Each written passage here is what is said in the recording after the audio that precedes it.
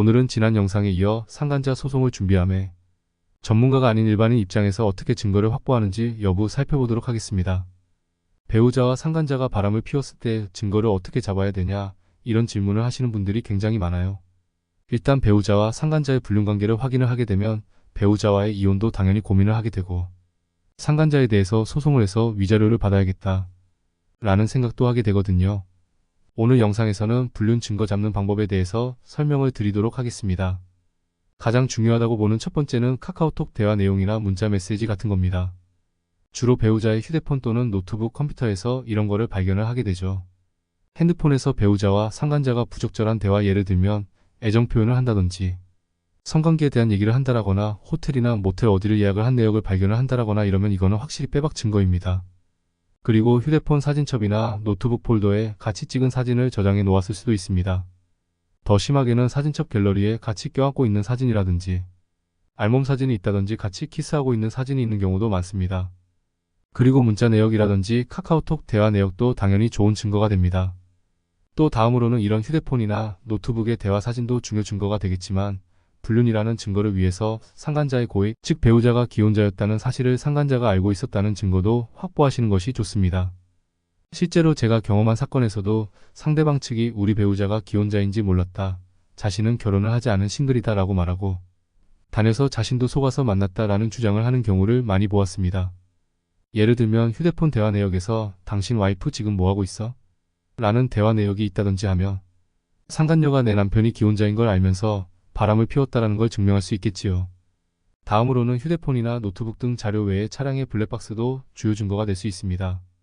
배우자와 상간자가 같이 차를 타고 이동을 하면서 애정 표현을 한다 라거나 모텔이나 호텔로 들어간다 라거나 하는 경우, 이것이 블랙박스 카메라에 찍히는 경우도 되게 많고, 통화 내용 자체가 녹화가 같이 되는 경우도 많습니다.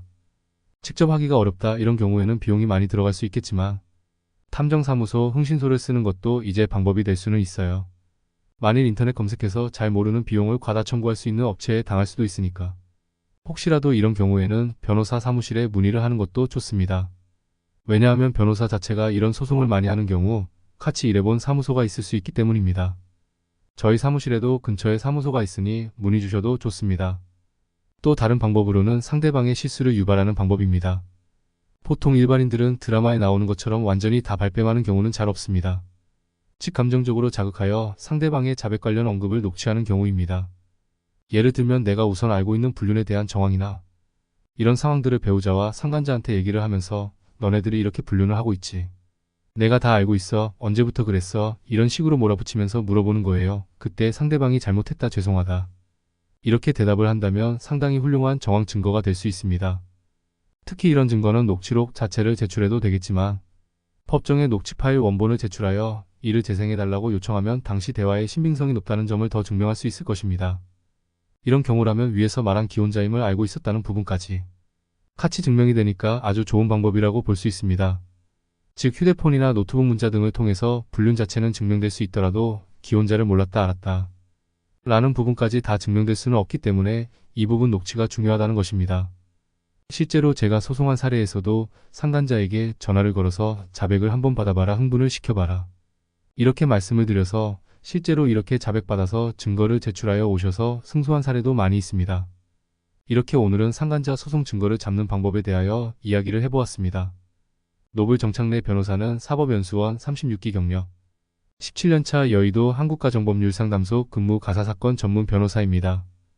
아래 고정 댓글에 있는 전화번호 031-521-00 번호로 전화나 또 문자 수신도 가능하니 상담 언제든지 연락 주시기 바랍니다.